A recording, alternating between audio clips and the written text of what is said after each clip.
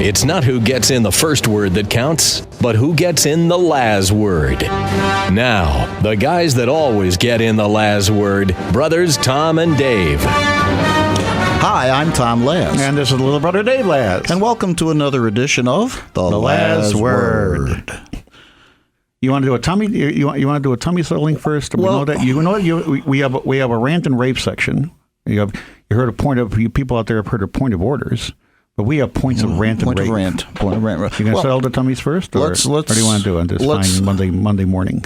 Let's settle tummies first. Okay. And today the object of our épée, or our fencing foil, is going to be lawyers. You like French words or something? And Jewish people. Okay. Because it's a story about a lawyer and a Jewish man. Okay, hoibe. A lawyer and an elderly Jewish man were sitting next to one another on a long flight. The lawyer's thinking that Jewish people are so dumb that he could get them over on them easy, so he asks if the Jewish man would play a game with him. Well, the old Jewish man is tired and he wants to just take a nap, so he politely declines and tries to catch a few winks.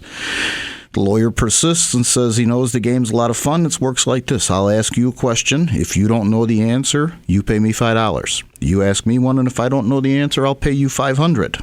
Well, this catches the Jewish man's attention, and to keep the lawyer quiet, he says, okay, he'll play. So the lawyer asks the first question. He says, what's the distance from the earth to the moon? The elderly Jew doesn't say a word. He just reaches into his pocket, pulls out a $5 bill, and hands it to the lawyer. Now it's the Jewish man's turn, and he asks the lawyer, what is it that goes up the hill with 3 legs and comes down with 4? And the lawyer uses his laptop, and he searches all the references he can find, sends out emails to people, but to no avail.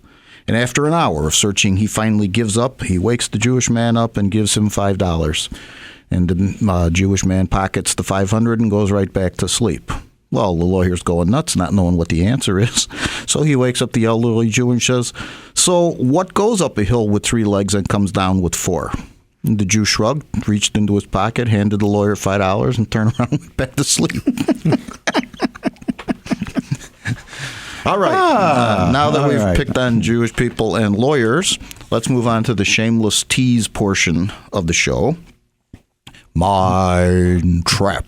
Shameless but honest. And it's very simple. We ask you a mind trap question, and sometime during the course of the show, we'll give you the mind trap answer. Example. Deceptor, the famous magician, said he could put a bottle in the center of a room and crawl into it, and proceeded to do it. How could he do it?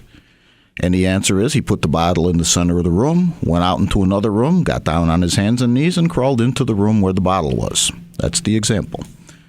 Today's mind trap question is, if you divide 30 by half and add 10, what is the answer? And think outside the box. Think outside the box for this one, if you're because this is a mind trap question.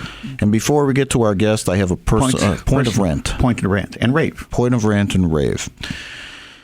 Last week, the Karzai government of Afghanistan let the world know that the guy who lives on 1600 Pennsylvania Avenue sent him an apology letter.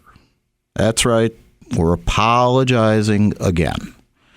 I'm sorry about the Koran burning, and we'll look into this, and we'll see it doesn't happen.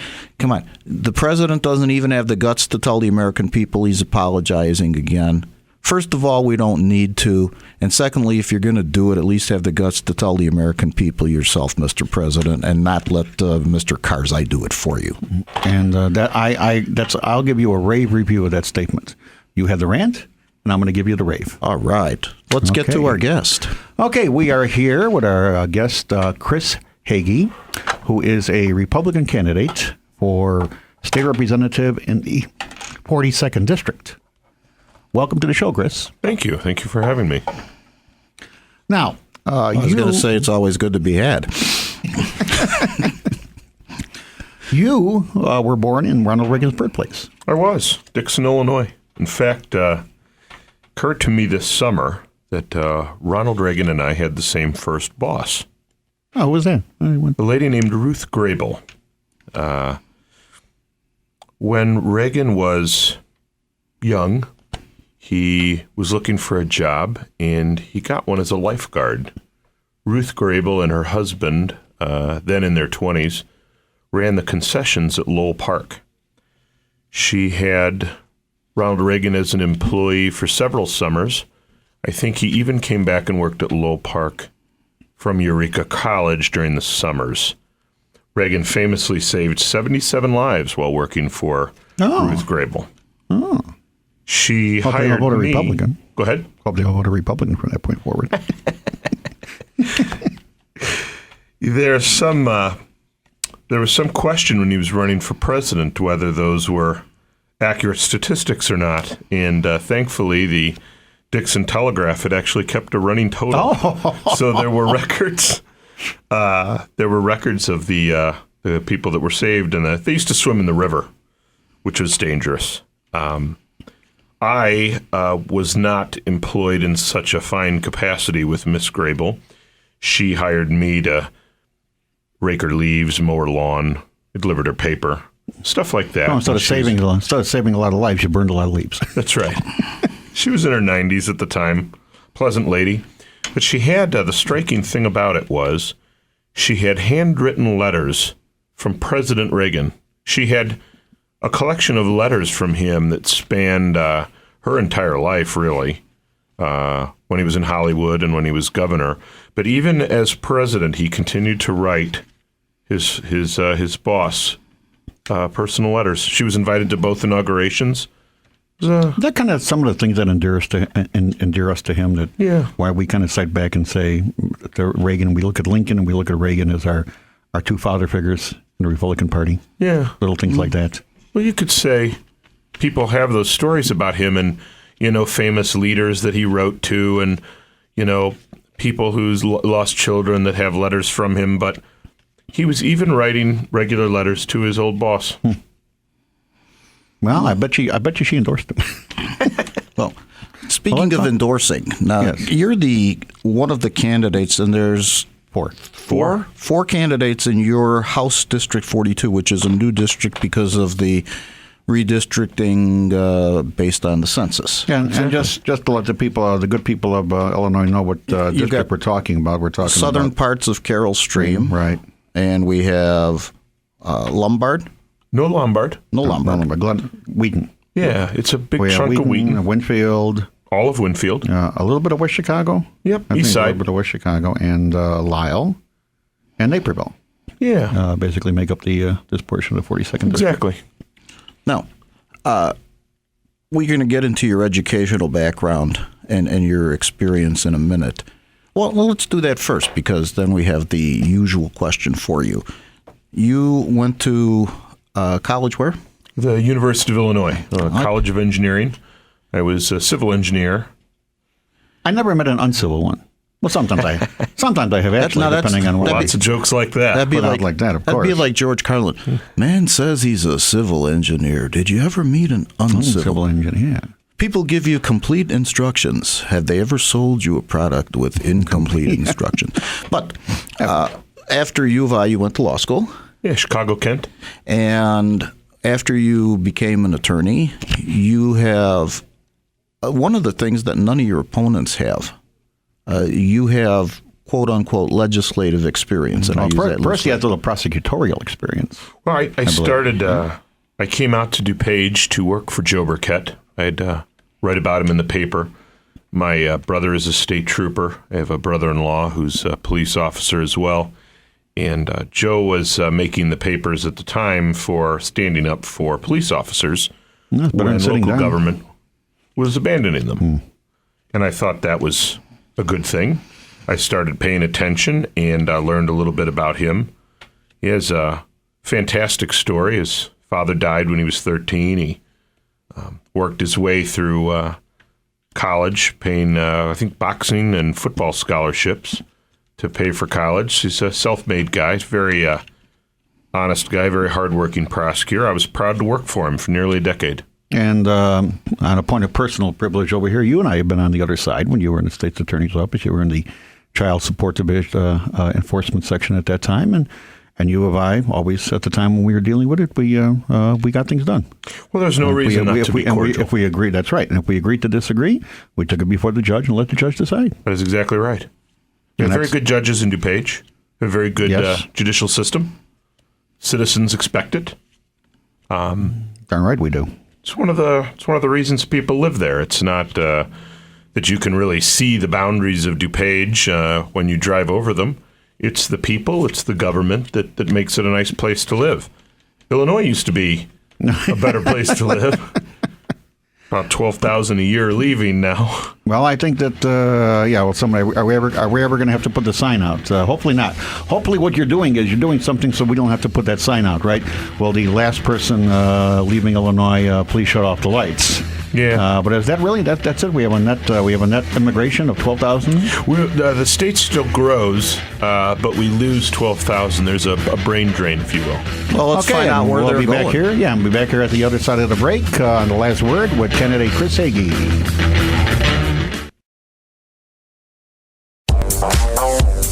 Now, back to the show with the brothers that always have the last word, Tom and Dave.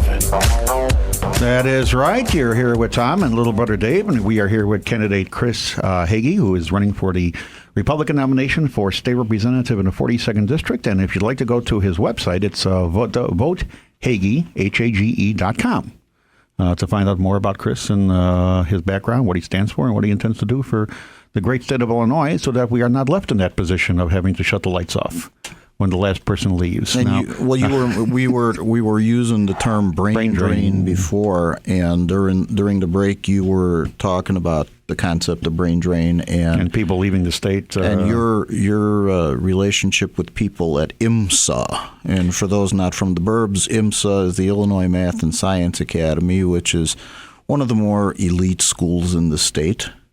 It's a public school. Granted. It's in Aurora, and it's why I left Dixon. I was fortunate enough to be accepted there in the second class. It's a residential school that focuses on math and science. It's funded under the Illinois Department of Higher Ed, and basically anybody in the state can apply either in junior high or freshman year of high school. And it's a 3-year institution. You're required to live on campus, and you have exposed to specialized classes. Where at Dixon, where I grew up, physics was an advanced placement class. IMSA had physics in sophomore year, and I went on and took astrophysics, astronomy, and several other advanced classes. I didn't realize we were dealing with, wow, and I had trouble using a calculator. Look what I have a little bit of science background, yeah. And well, frankly, I'm sure that beside that a legal and science background is not a bad thing to have, because we have who's our from Fermilab? Mike Fortner. Fortner, yeah, we have Mike Fortner who actually works at Fermilab. I would inherit a part of his scientific district background. if I win. They leave it to you in your will? No, I'm kidding. the remap moved Mike Fortner west. Right. He used to have my portion of Wheaton. Okay. Right. Represented it very well. Very smart man. Well, just to show, we talked to Mike about those things, and what is it about that? Well, we are all concerned about the brain drain, and I don't think that it would come as a surprise to anyone who even didn't go to the Science and Mathematics Academy that there is trouble here in Illinois with keeping good people within the state. Well, IMSA produced a number of young people that invented things, wrote code, became doctors, etc. Students at IMSA, I talk about this a lot on the campaign trail, wrote up YouTube. They wrote the code that became the backbone of PayPal, the first internet browser. My own college roommate worked on the prototype for the iPod, the iPad, and the iPhone. None of those individuals live in Illinois anymore. They were educated here. Many of them went to the University of Illinois and other great institutions, but they didn't make their home in Illinois. We're investing in children as we should. We are not setting things up so that there is a good environment for entrepreneurs. And if you recall from the movie 2001, it was believed That's right. Illinois would be the home for supercomputers. That's right. Hell was built in Champaign. Exactly. And if we were on that trajectory when that book and when that movie was made, we had Fermilab. I think Fermilab came in 67, or I think it opened in 67. There was Fermilab was planned, and then we had Argonne National Labs that was brought here because we had such a wide a business environment and academic base that attracted these institutions and businesses to Illinois. Exactly. The high-tech corridor along Interstate 88, large portion of that's in this District 42. We have great companies here that do a lot of research. Abbott Labs, Boeing, obviously, Caterpillar, great manufacturers like John Deere. But if you follow the news, Caterpillar decided not to locate their most recent factory here. Right. They made a decision based on the business environment that they would be better off elsewhere.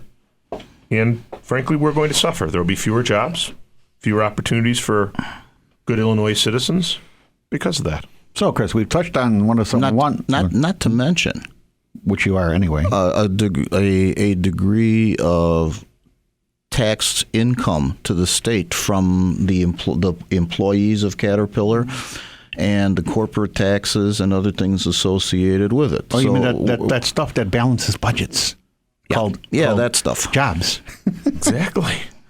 Well, we're going to put the magic question to you, Chris. You have 3 opponents in the Republican primary in the 42nd District. And the people of the 42nd District would like to know, as a matter of fact, the people of the state of Illinois. Inquiring minds want to know. Definitely, because you will be one of 110 who will be deciding and making laws for the state and planning budgets as such. So why should the good people of the state of Illinois, particularly the 42nd District, vote for you? Well, being a stickler for math, they're actually 118. Oh, sorry, 118. Yeah, 59 See, I told you I'm no good without a calculator. What I am offering beyond conservative Republican values, and all my opponents are conservative Republicans, we're pro-life, we're pro-gun. District 42 is going to be represented by a conservative Republican, I have no doubt. What I'm offering is the experience of having worked in the legislature when I was prosecuting child support cases opposite you. The fact is that there were little things in the law that weren't quite perfect. So I proposed some pieces of legislation. I testified in front of committees, House and Senate, got those passed. Have a perfect record on passing my own legislation, actually. Then later on, I went to work for the Judiciary Committee. I was legal counsel down there for 3 years. I analyzed all of the civil legislation that came before the Judiciary Committee, then chaired by Kirk Dillard. Peter Oscom was on that committee. Senator Ed Petka, and Richard Winkle from the Champaign area. I also counseled the rest of the caucus on issues that were related to Judiciary Committee business or specialized legal questions. I worked on medical malpractice reform, the sub-circuitization of the collar counties, some FOIA nips and tucks, and all the business corporation changes that we made during that time. Okay, so which one of your opponents, if any, has the legislative background that you have? Because you strike me as somebody who will hit the legislature with both feet running as opposed to have to asking people, where's the bathroom and where do I sit? Well, I don't think any of my opponents have handled legislation, testified on behalf of it, written it, filed amendments. I know the rules of the chambers. I know how to work with sponsors. And I'll bet you even know where the bathroom is. I do. There are all kinds of things that go into legislation that aren't readily apparent. You have to present your witnesses. You have to verify that what the LRB, the Legislative Reference Bureau, produces is what you asked for. You have to run the language by the other sponsors. You have to make corrections to adjust for opposition or concerns from the other side of the aisle. You have to shepherd that legislation through the process. And then often you receive back from the other chamber a bill that isn't quite what you sent over. So do you react by changing it back? Do you try to get those amendments passed? Do you go back to your sponsors and your witnesses and make sure everything's taken care of? But it's really the nub of the legislative process itself, and the institutional knowledge that you have to get that done is fairly significant, and it took me a while to acquire it. There is there's pieces of legislation that you can kill off, bad pieces of legislation you can kill off that come back like zombies. And you have to have the institutional knowledge to say, well, I saw that before, or I saw something very much like that, and it was rejected for these reasons. So now this obviously, I think this goes without saying. Isn't that stupid when we say things like that? It goes without saying, then we say it. Why do we do things like that? But anyway, that's a subject for a psychologist, not for a not for somebody from the ism on that one. That this gives you an advantage in being able to come in to the office and start and hit the ground running. It's not his advantage. It's the advantage of the people of the 42nd District. To the advantage of the people of the 42nd District. It's an advantage that he offers to the good people of the 42nd District, of which I am one. I believe you are too. So what we're going to do then is, with this in mind, as we come across on the other side of the break, certainly you have news. The break for the news and news, traffic, and weather. We will go into some of what, Chris, about what do you want to do to change? What do you see in this state that has to be changed? Great. What programs, which we had more time to give you to be able to do that, probably several hours, you can go on. But we're not going to be able to do that, so we're going to just touch on the highlights of it here at the Last Word with candidate Chris Hage for State Representative, WIND. They're lawyers, so you know they'll always have the last word. Here's Tom and Dave. Okay, now that we know what's going on in the world and we know what the weather and the traffic is like. And that we're all still here. And we're not going to tease anymore on the mind trap question. We're going to give you the answer right now. The question is, if you divide 30 by half and add 10, what's the answer? Now, all you people out there who sat smugly for the last half hour saying, well, the answer's 25, you're all wrong. Because the answer is 70. The question was not divide 30 by 2. The question was divide 30 by half. And everyone who knows, ask your fifth grader, when you divide by a fraction, you invert and multiply. So you take your 1/2, you invert it, it becomes 2. 2 times 30 is 60. Add 10, that's 70. So that's your answer for Mind Trap this week. Is that right? Okay, our IMSA graduate over here. The IMSA man. Do we get is that right? The IMSA man. Is he right? Did that work right? Divided by half is like multiplying by 2. There you go. Yeah, that's how come I still need a calculator. So, what is your vision for the great state? Because we have got budget problems coming out the wazoo. And that's a legal term. Yeah. We use other interesting legal terms sometimes, Tom. But how did we get in this mess? You have been down working in Springfield long enough to know that we have gone from a state with a AAA credit rating down to a state with the worst credit rating of all the states in the union. It's pretty bad. So, well, at least we're number one. So once upon a time, you had a state with a great credit rating and a balanced budget. Once upon a time. And now, what happened? Well, we've been in similar predicaments. When the Constitution was rewritten in 1970, I would remark that Mike Madigan, the Speaker of the House, had a hand in that. They had a similar pension crisis, and they wrote into the Constitution that we'll have a balanced budget, that no borrowing will occur without a 3/5 majority vote, and that you shall not reduce the pensions of current employees, because they were worried about fiscal gimmicks that would leave us with unfunded mandates like pensions that weren't funded. What's happened is that as the money came in for future benefits, people's retirement contributions that should have been set aside, they treated them as current revenues and spent them. So on paper, it looked like we had a balanced budget because you brought in, $500 million, you spent $500 million. But in fact, we were borrowing from those pension programs. If you were a prosecutor right now and I did something like that, would you prosecute? Would you prosecute me for fraud? prosecute you? No. No. Oh, okay. I know. Okay, at least I know I can get away with it. Okay, like you know what your defense is. If the state can do, if the state can do it, I can do it too. Yeah, that won't work for our small business owners. That's an affirmative defense that you can raise in a trial for fraud. But go on, Chris. This is how they behaved for 10 years at least.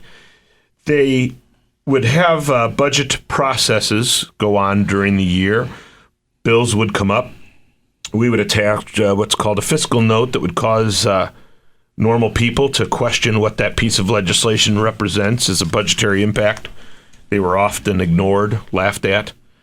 Then they would wait until the waning days of session, the end of May, and the backroom discussion of the budget would finally emerge in the form of a substantive amendment to a shell bill, thereby defeating the minimum requirements for posting before committees and before address on the floor. So at 9 o'clock at night, they'd present, say, an 800-page budget bill that would be whisked into law by midnight. Well, but there's a good reason for that. No, there's an excellent reason for that. There is, really. It's the Nancy Pelosi rule. Pass it first. Yes, we need. We don't. I don't know what's in the bill I'm voting for. We have to pass it first and then see what happens. So there you go. Oh, that is exactly what's happened to Illinois. That, by the way, you know what goes on at the end of May, Memorial Day weekend. Yeah. Who's paying attention to Springfield and legislators Memorial Day weekend? Nope, they pass that budget busting bill year after year and leave town. And that's how you get $86 billion in unfunded pension liabilities. Only 86? Well, that's on the low side. There are estimates that are a lot higher.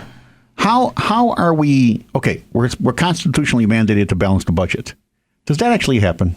No. So the state government is violating the Constitution. I would say so. By treating those pension contributions as current revenues, they have bypassed the requirements. So what we need to do is find a straw plaintiff. Yeah, and go ahead and sue. and seek an injunction against all the legislators to follow the law. That would certainly be an interesting thing to try. It would have been nice to see some of the people responsible parties not be reelected, but that would be good. Oh, have you had any, as looking on your experience right now, and you have any dealings with Emperor Mike? You personally? I did. How did they go? Not so well. I was assistant campaign manager for Joe Burkett's run against Lisa. He wears a robe and sits on the throne when you come before him and stuff. He's got the royal scepter down there, and you have to bow when you come before him and to get attention with the audience. Well, we're going to find out. We'll find out the answer to that question. I'll tell you what he does. Whether the emperor has any clothes. Here on Last Word, WIND. Didn't get enough of your family for the holidays? Here's two brothers you can always count on for the last word. Tom and Dave. Okay, we're back here with Chris Hage, candidate for state representative, 42nd Illinois District, and we were talking about Emperor Mike Madigan and whether or not the emperor has any clothes. Or other thing. We won't know. I can ask about that. And does he have the to be able to balance a budget? Well, it's funny that Emperor's new clothes story is about a very ignorant ruler who nobody will point out the errors to. Speaker Madigan is very intelligent. No, he wouldn't be there since 82. Oh. And he's been speaker except for 2 years since 1982. So he's got to have some... You got to have some intelligence over there to do that. I'll give it. Knows how to play the game. Yeah. No, he has to talk about institutional knowledge. Boy, he's got it. I'm sure. He's elected a lot of people. A lot of people owe their careers to him. On the other side of the aisle, you'll meet a lot of people who tell you he's a kind and generous man. The problem is that his control of that chamber has really resulted in add control of the other chamber as well. And being the chairman of their state party, he's controlled their constitutional officers as well. And, you don't do a lot in the Democratic Party without checking with Speaker Madigan Chairman Madigan. He got his daughter elected to Attorney General. Right, yep. She had no qualifications that we could tell. We could not find a motion that she had argued or a case that she had represented a client in a courtroom on her own. Yet we made her the top prosecutor in the state. By we, you mean people who pulled the Democratic ballot. Exactly. And if you recall, she soundly defeated in the primary a guy named John Schmidt, who I believe was deputy AG for the United States, a very qualified lawyer, a guy who had done corporate practice for many years, was very well respected, and wrong last name. Rolled right over him. I wonder why. So we how, all know. So how are you going to deal with the speaker once you're sworn in? The first thing is recognizing that you have a responsibility as a representative in a very conservative Republican district like House District 42, representing Wheaton and Lyle and Carroll Stream and Winfield. You have an opportunity to take the lead and a responsibility to take the lead on difficult issues. So you need somebody down there who we talked about, who sees where the problems came from, who has an idea how to fix them, and will remain honest and true to that purpose and deal with the bumps that come along the way. Well, part of you're of course sent there to represent the interests of the people of the 42nd District, but you also are there to represent the interest, I think, each of you is there to represent the interest of the state of Illinois. Absolutely. In its entirety. And we're talking about not only your duty to the people of the 47, but that what you see as good for the people of the 42nd is good for the people of the state of Illinois. I would say so. So when it comes to the budget situation, what do you think that we can do? Well, you've got to stop new spending. You can't. Recently, the Mercantile Exchange and Sears found Springfield, sent parachuted lobbyists in, and got a special tax break. And to do that, they had to give some additional EITC, Earned Income Tax Credit spending, to Cook County legislators to get them to go along with the tax break. So that, I think, amounted to around $30 million. It's got to stop. We just don't have the money anymore. Any additional new spending is borrowed money. We've got to get control of other aspects of government and shrink government. It's been cut. It's got to be cut down to the bone. Once we are actually in the black, we can start putting money back into that pension program. Do you see that? And I'm an optimist at heart, even though I'm finding it a little bit tough to be optimistic right now. Can we do it? Can we put Illinois back in the black? I think we can. Take, for example, Medicaid spending.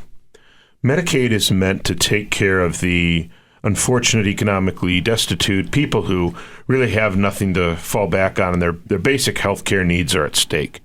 We budget, I think, $7 to $8 billion for the year 2013 for Medicaid spending. Those figures will go up with inflation. Medicaid, by independent analysis, may have 10 to 15% fraud in it. 10 to 15%. We are not looking strongly at the eligibility requirements for Medicaid. There are people that don't qualify that are getting it.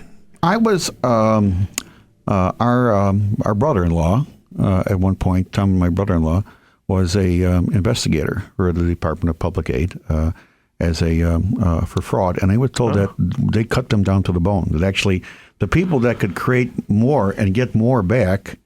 Actually, they had about 30 investigators. I know they had something. They had 25, 30 the people investigators. who could save you money, you're getting rid of them. Now they're down to 2. State police investigatory units have been cut to the bone as well. So, but that's the counterproductive stuff. That's not the cut to the bone stuff. I mean, if I can employ someone, if I'm going to employ somebody for $50,000 a year, and he's going to go out and he's going to save me $500,000, there seems to be something a little wacky in saying that here's where you're going to cut. Well, I agree.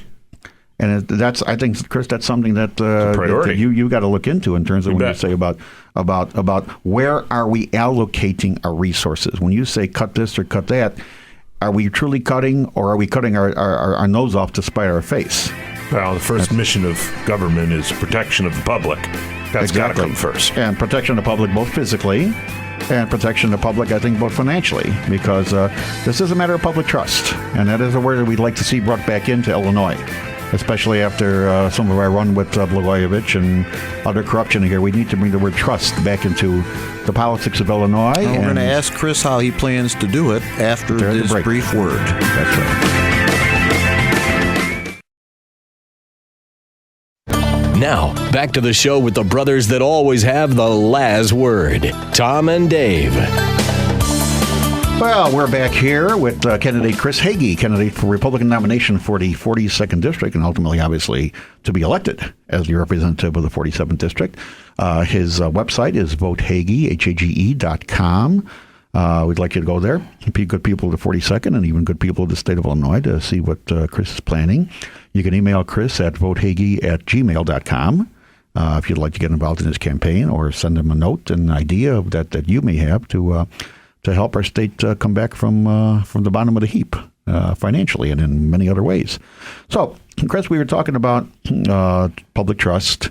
And you started your public service, with the Boy Scouts? I did. Right? So that's when the concept of trust came in, I think, right? It's a fantastic experience. I'm a big supporter of the Boy Scouts. I am an Eagle Scout, and I worked for the National High Adventure Sea Base in the Florida Keys. It's Great a place. Fantastic job. Great place. It really was a lot of fun. Because we all know what a scout is. Trustworthy, loyal, helpful, friendly, courteous, kind, obedient, cheerful, thrifty, brave, clean, and reverent. Very good. Very good. You can tell, can't you? Yeah, I love it. It's a great program. I still work with Troop 114 in Logan Square, and it's something that young people need, exposure to the outdoors, basic civics lessons, a lot of life skills, a lot of frankly, skills that a lot of merit badges lead into careers. And it's a good thing a tsunami never hit Florida, because in Florida it might lose its keys. Why are you looking at me like that, Tom? I couldn't help it. I just when you brought up it, it was there. It had to come out, Chris. Gun control. Oh, well, we have enough laws on the books to protect us from gun crime. And what about the mayor's of Chicago's proposal? The Second Amendment means what it was written to say, that people have the right to keep and bear arms. And 49 other states have concealed carry, for example, and they do just fine. It's time we trust the people of Illinois with the same kind of rights. I think it's just the simple concept. All these laws that the good people are going to understand and abide by, the bad people won't. That's exactly right. So no matter what, yeah. You're the bad guy. Let's see. I can go to a house that has security provided by Smith & Wesson, or I can go next door. That's right. Simple concept. And we have, in limited ways, we have concealed carry in Illinois because retired police officers can carry concealed. So it's already being experimented out there in the state of Illinois, and we haven't had any rogue police officers. No, guns right, are not exactly animate objects. They are inanimate objects. People are responsible, and if we trust people to be responsible and we punish them when they're not, we might get somewhere. That's right. We got to respect our freedoms, basic freedoms. And the Second Amendment is something near and dear to my heart. I grew up hunting. My dad started the Rock River Valley chapter of the Ducks Unlimited. So, the Mighty Ducks Unlimited. How about pro-life? Where are we on Does the Ducks Unlimited have a website? Yeah. I think they're ducksunlimited.org. So, pro-life? Very. I believe that life begins at conception, and we need to protect children. Those unborn innocent lives need us to be mindful of them. That is the test. Where do you stand on this issue? Do you balance the child, or do you balance the mother's freedoms? And we want people to be responsible, but once life is created, we want to protect it. And coming up with our final few seconds over here, Chris, we just want to talk. You are in opposition to the Legislative Scholarship Program. You bet.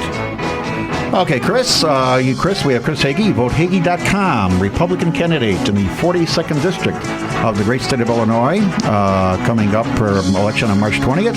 And next week, we will have Pat O'Shea, candidate for Circuit Judge, Republican ballot in DuPage County. So, until then, Thank you for listening. And God bless you. God bless the United States of America.